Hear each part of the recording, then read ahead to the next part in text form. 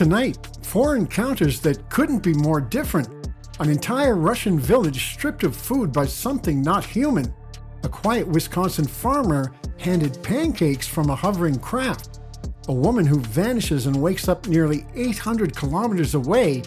And 2 kids who come face to face with a fanged humanoid from space. Welcome to Strange Encounters.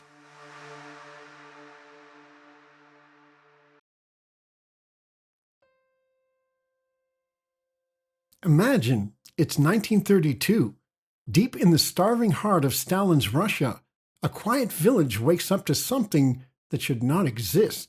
A huge silver ship glides over the river, and the water explodes upward, hurling boats onto the banks like toys.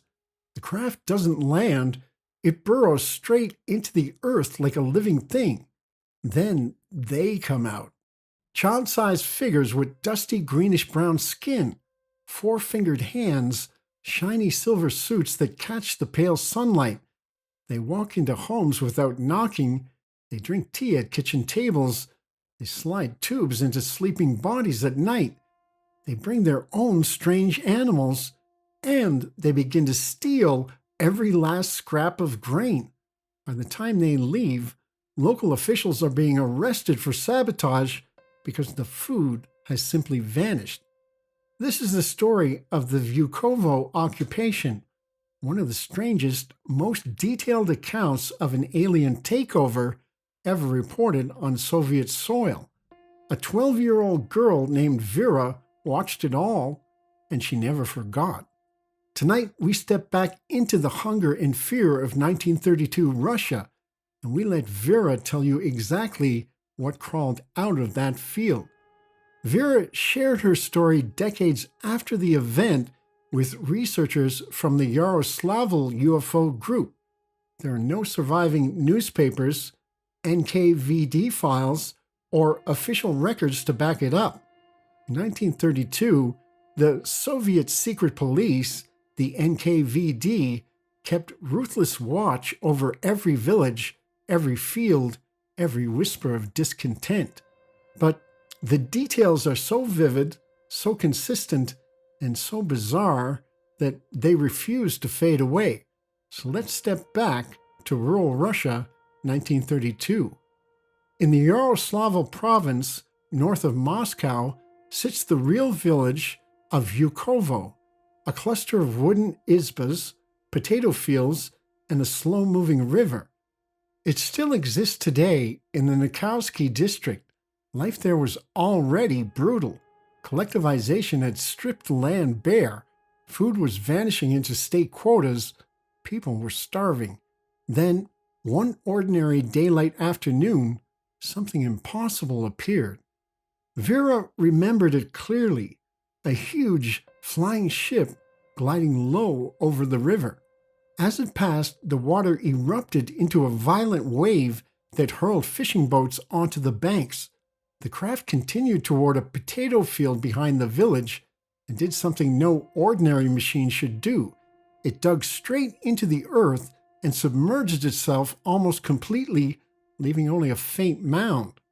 Moments later, strange figures stepped out among the villagers. They were small, child-sized, with greenish-brown skin that looked dusty and sallow, like old cement powder. One approached Vera close enough for her to study every detail. Slim build, shiny silvery suit that caught the light, a severe, expressionless face, hands with only 4 fingers, no thumb, feet with no visible toes. Vera wasn't frightened. She said it looked like a boy. But there was a leader, taller, human-sized, same dusty skin tone, but with a more expressive face and feet that some witnesses describe as hoof-like. He moved with calm ceremony. He communicated telepathically, and he actually interacted with the locals. Vera once peeked through her aunt's window and saw him sitting at a table like an honored guest, drinking tea, picking up a piece of bread with those 4 fingers, hooking it carefully, and eating. The others, about 7 of them, were far less polite. Villagers nicknamed them the medics. They walked the streets carrying large metallic tanks with tubes sticking out the top, as if conducting some kind of survey. They entered homes without knocking, took whatever food they wanted. At night, they slipped inside while people slept and inserted those tubes into bodies, appearing to measure or extract something. Sheep were later found with strange puncture wounds. Livestock became restless and sick. The visitors even brought their own animals. There were dog-like creatures whose heads sat upright like a man's, and quick, monkey-like things that darted everywhere, drinking milk, stealing eggs, attacking chickens and geese. You rarely saw them in daylight, but their excrement turned up all over the village, contaminating the hay so badly that cows and horses refused to eat it. Then the real theft began. Potato fields were dug up overnight. Cheese and grain vanished from barns. The same shortages hit the nearby village of Lashaha. Vera watched several of the small green figures enter a granary carrying black hoses with a bluish tint, circled by copper rings and marked with green inscriptions that looked like Arabic script. They connected the hoses to the grain stores. What happened next was like something from a nightmare. From the half-buried ship emerged a massive creature, elephant-sized, but without a trunk. A yoke across its back held huge tanks on either side. The small beings walked beside it, steadying the tanks. Grain was sucked through the hoses into those containers. The giant beast then lumbered back toward the craft carrying the load. Vera ran for help, but the adults were all out in the fields working.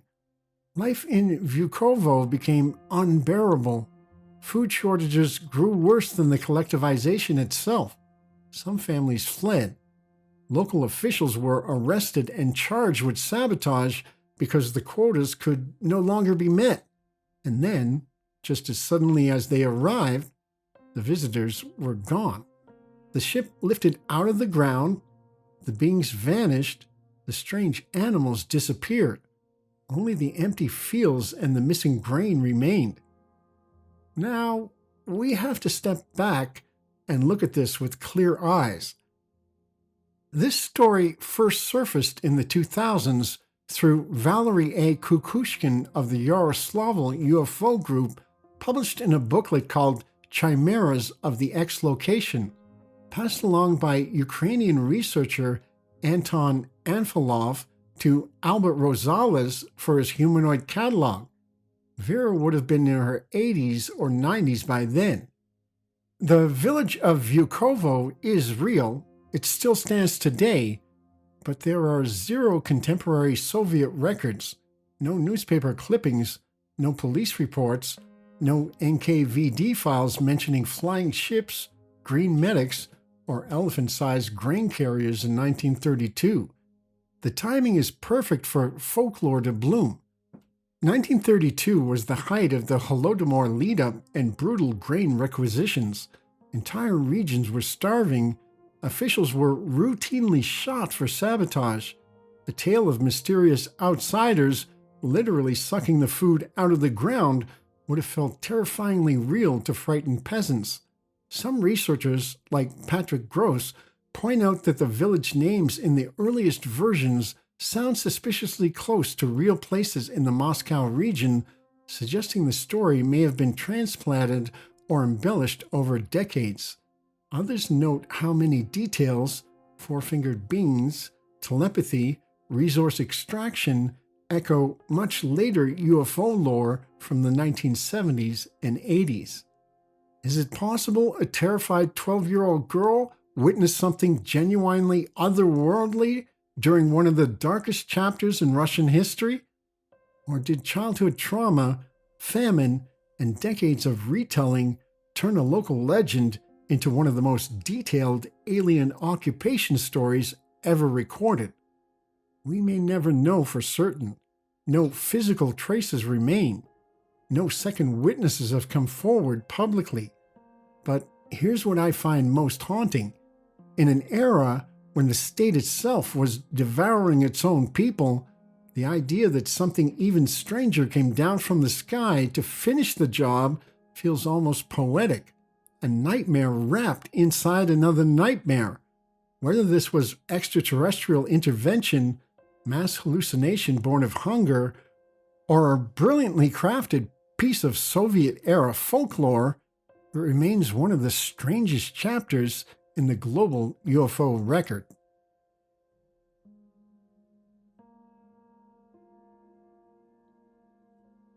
It was late morning when Joe Simonton, a 60-year-old chicken farmer and plumber, heard a strange sound outside his yard, something that didn't resemble machinery, but like knobby tires rolling on wet pavement. Joe stepped out onto his porch and froze. Before him hovered a silver, disc-shaped craft, brighter than polished chrome, almost weightless against the damp spring air. It didn't swoop down like a fighter jet or roar toward him. It simply hung there, 10 feet above the ground. There was no menace, just an eerie calm. A wide hatch opened on the side of the craft. 3 humanoid figures emerged, about 5 feet tall, smooth-shaven, dressed in dark, close-fitting clothes with knitted caps, giving them a slightly odd, almost quaint look. Joe later described them as Italian-looking. They didn't speak, they gestured. One of the beings held a strange jug, unlike anything Joe had seen, and indicated it wanted water. Joe went into his basement to fill a container, as water was all he could offer. When he returned, he handed it to the being. There was no exchange of words, just a silent moment. Then, something even stranger happened. Inside the craft, one of the beings began cooking, not with machinery or chemicals, but something unmistakably like pancakes, round and hole-dotted, flipping on a flameless griddle. Joe, unsure of what to do, made a gesture mimicking eating, signaling that he wanted some of the food he saw cooking. The being understood. He reached over, grabbed a handful of the pancakes, and handed them down to him. They were hot and greasy, so much so that Joe could hardly hold on to them. It all unfolded in a matter of minutes. The hatch closed, the craft lifted vertically, its blast bending nearby pine trees, and vanished into the sky. Joe reached into his pocket. There were 4 pancakes, warm, greasy, and undeniably otherworldly. He told interviewers he ate one, saying it tasted like cardboard. He saved the others. Word of the incident quickly reached journalists, curious neighbors, and eventually official investigators. Among those who wanted to hear the story firsthand was a BBC reporter who traveled to Eagle River to speak directly with Joe. Here's what he had to say in his own words. It was right about that black spot, right there, right here. Yeah, and there were 3 men in there. One was making conversations by signs to me. Nobody spoke a word, and one was cooking these pancakes, and one was sitting at a control panel as I walked over to this thing. This man that was looking at me, he held up a big jug. I called it a jug because it was a water container. It looked like a trophy of some kind, and he motioned he wanted to drink. That's how I knew. Nobody spoke a word, see? So I walked over to the machine, reached up, and got this thing as he handed it down to me. I turned around and went to the basement to get water, because water is all I could give them. And when I had my back turned to them, I had goose pimples about 1/2 inch high. I don't know why. I just felt that way, turning my back on that. The interviewer asks, "Were you scared?" No, I wasn't scared. I don't scare easy. See, I am a deputy sheriff, and I live right, and I don't get scared. I don't nothing to be scared of. So the interviewer asked, "So you got the water?" I got the water. When I went down to the basement, I took this thing, and I looked it all over, see if there's any kind of name, a scrolling, a number, anything. I was fixed with a pencil and paper, which I always carry in my pocket so I could take it down. It was, and it wasn't a thing on it. So I filled it with water, bobbed back up, and I handed it to him. And as I handed it up to him, he reached down and took it, and I balanced myself with this hand, just sort of like that, against the machine, and stepped back. It's only natural, not that I wanted to touch it.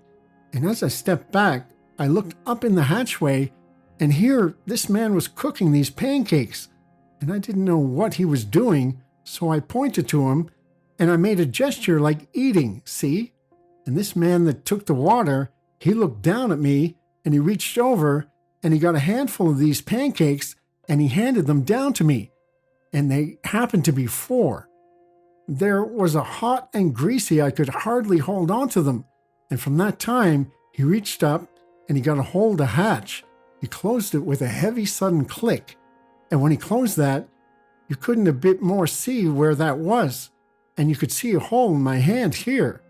It was just that perfect. And with that, they started to raise.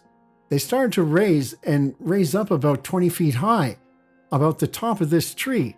And from there, it was a terrible release of air, like that, you know? And they took off straight south on a 45-degree angle, up, see? And I would say in 3 seconds. That's an awful short time. But it was a short time that they took them to disappear, and they were gone.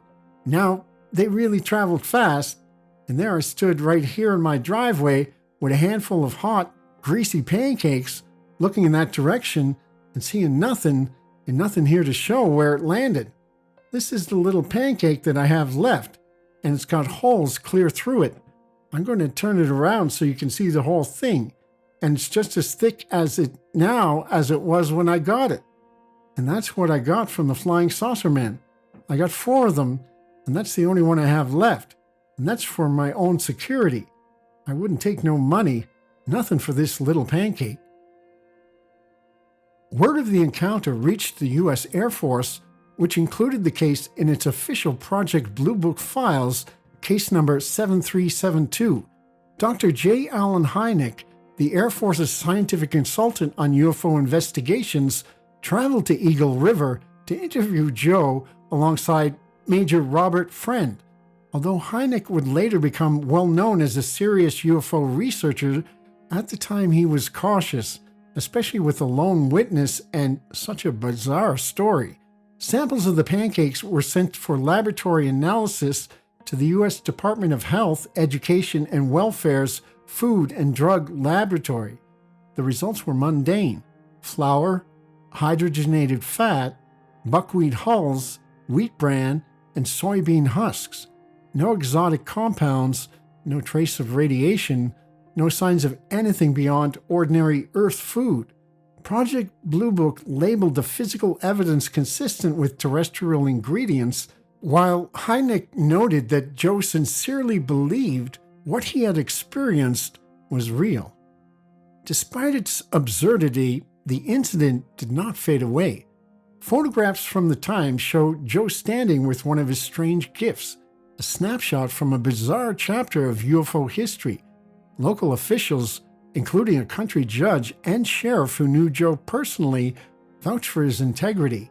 He was not a man given to hoaxes. Some critics speculated that Joe's mind, solitude, or stress may have transformed an ordinary sighting into something vivid and memorable.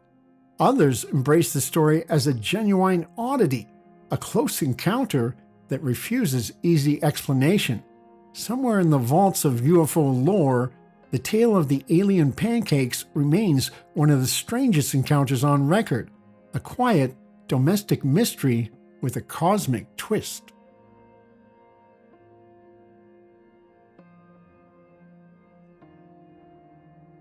Late on the evening of Thursday, October 4th, 2001, a rural property near the town of Tiero in Queensland, Australia, was settling into the night. The site was being developed into a small winery known as Whispering Winds. At the time, it was modest, The caravan and annex served as temporary living quarters surrounded by open ground, scattered vegetation, and a line of trees beyond the clearing. Inside, 3 people had gone about their evening routines. Keith Rylance, aged 40, had gone to sleep in the main bedroom at around 9:30 p.m. His wife, Amy Rylance, aged 22, remained in the annex lounge, lying on a couch watching television. Their business partner, Petra Heller, aged 39, had retired to a nearby room. The layout was simple. The rooms were close together, separated by thin walls and partially open doors. Sounds carried easily between them. Outside, a storm moved through the area. At approximately 11:15 p.m., Petra woke. She later said something felt off, though she couldn't clearly explain what it was. As she stepped into the lounge, she was confronted by something she would never forget. A rectangular beam of light was shining through the open window. The light had sharply defined edges, unlike anything natural. It extended into the room, cutting across the space where Amy had been lying. Within that beam, Petra said she saw Amy. She was suspended horizontally as if asleep, being lifted headfirst toward the window. Beneath her, objects from the nearby coffee table were also rising within the light. Petra followed the beam outside. She reported seeing a disc-shaped craft hovering low to the ground near a tree behind the caravan. The beam appeared to be coming directly from it. Moments later, she lost consciousness. When she came to, she began screaming. Keith woke immediately and rushed into the annex. He found Petra in a state of extreme distress, struggling to explain what she had just seen. The room was in disarray. Items from the coffee table were scattered across the floor. Amy was gone. Keith ran outside and searched the area, but there was no sign of her. The clearing was open. There were no obvious places she could have gone. At 11:40 p.m., he called the Tiero police. Officers arrived roughly 90 minutes later. Based on the call, they were expecting a possible missing person case or something more serious. Instead, they were met with a highly unusual claim. Keith and Petra both stated that Amy had been taken by a craft. Police noted that both appeared genuinely distressed. There were no obvious signs of intoxication.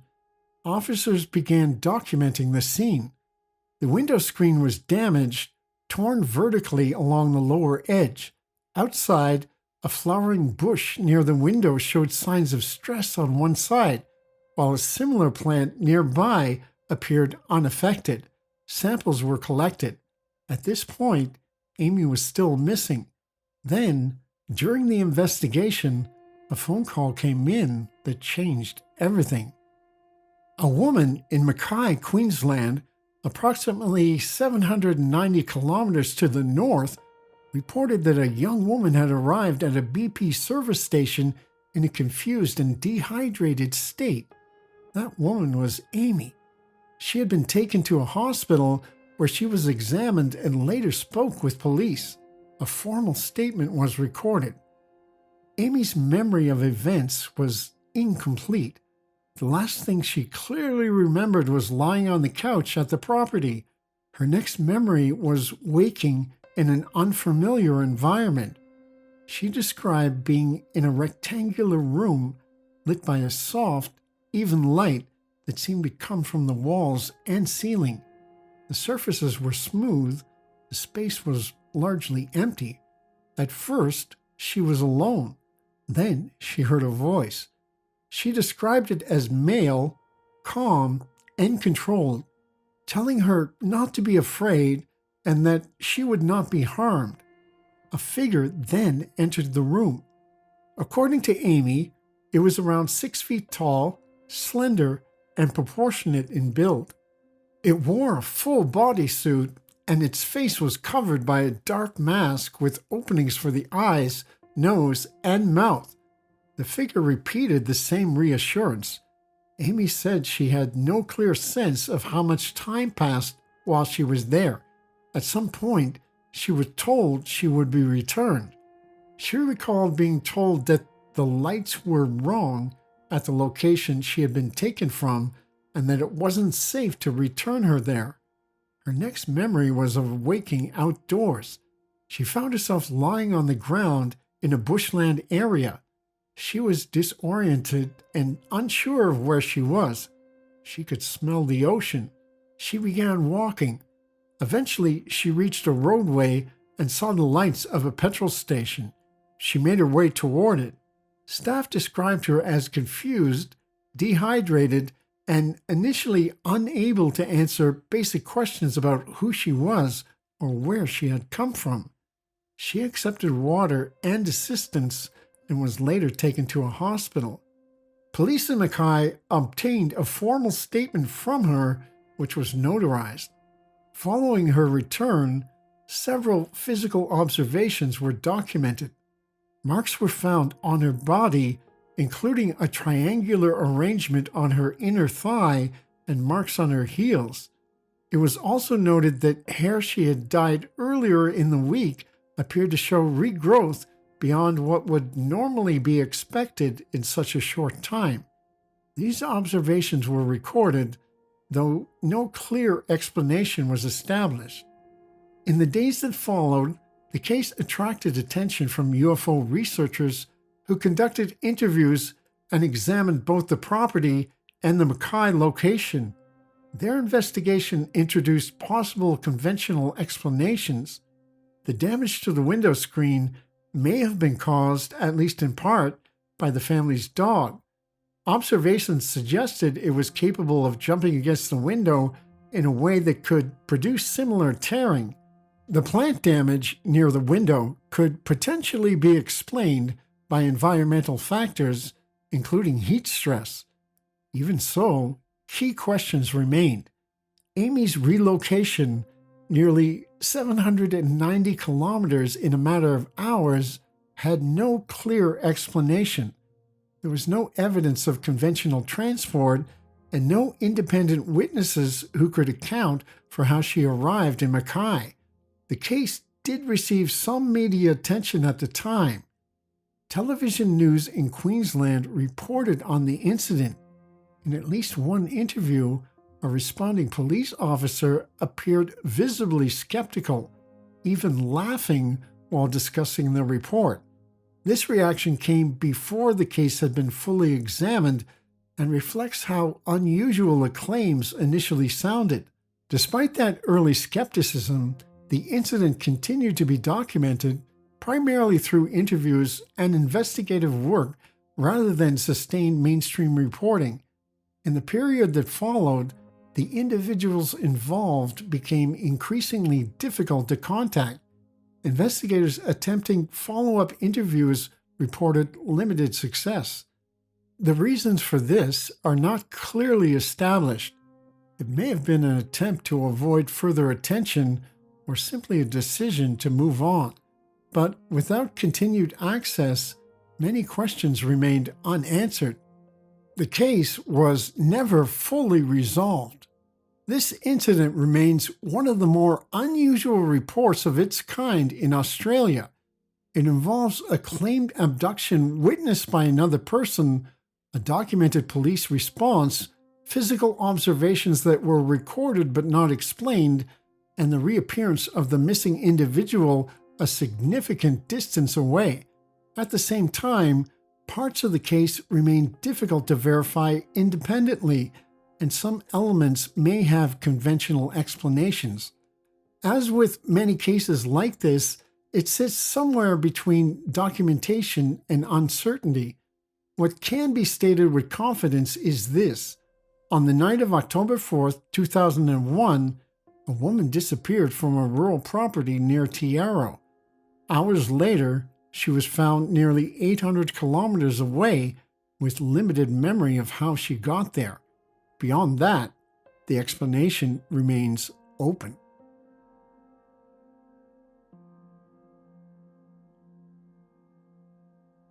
In the late afternoon of February 23, 1975, in a quiet residential area of Kōfu, Japan, 2 7-year-old boys were outside playing on roller skates.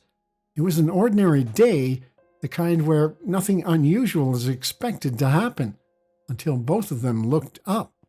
Moving across the sky were 2 glowing orange objects, not planes, not helicopters, just smooth, bright shapes drifting low enough to hold their attention. At first, the boys watched out of curiosity, but then one of the objects began to descend. It didn't crash, it didn't wobble, it came down in a controlled, deliberate motion, settling near the housing complex where they stood. What happened next brought it from something strange to something immediate. A section of the craft opened, and what the boys described as a ladder extended downward. And then something came out. They would later describe it as a small humanoid figure, roughly 4 feet tall, wearing what looked like a tight metallic suit. Its body proportions were human-like, but the head was larger, more pronounced.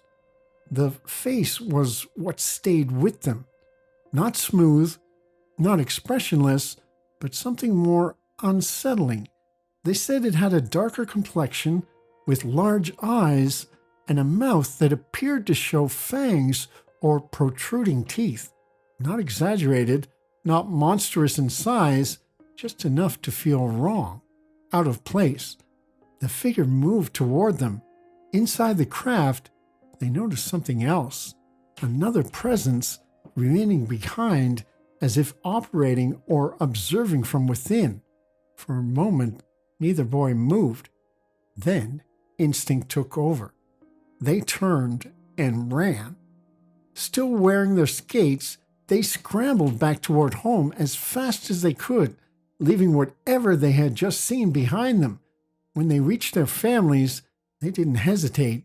They described everything immediately, what they saw in the sky, the landing, the figure, the face. And they stuck to it. Their parents didn't brush it off as imagination. The boys were spoken to separately. They were asked to draw what they had seen. The drawings matched, not just in general shape, but in specific details: the size of the figure, the structure of the craft, and most notably, the face.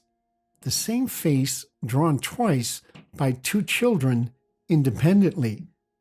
In the days that followed, the story drew attention. Investigators looked into the area where the object was said to have landed. There were reports of disturbed ground, possibly impressions left behind, but nothing that could be definitively confirmed or preserved as evidence. No photographs, no adult witnesses, just 2 boys telling the same story and never changing it. The case would go on to become one of Japan's more unusual close encounter reports, not because of dramatic evidence or large numbers of witnesses, but because of how simple it was. 2 children in broad daylight, no build-up, no warning, just a normal afternoon that, for a brief moment, wasn't normal anymore. Whatever they saw didn't stay long. It arrived, revealed itself just enough to be noticed, and then it was gone, leaving behind a question that's never really been answered. What did those boys actually see that day in Kōfu, and why did it land there at all?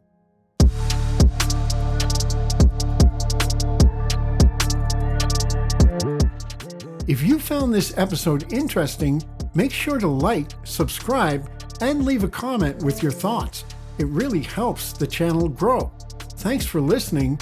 I'll see you in the next episode of Strange Encounters.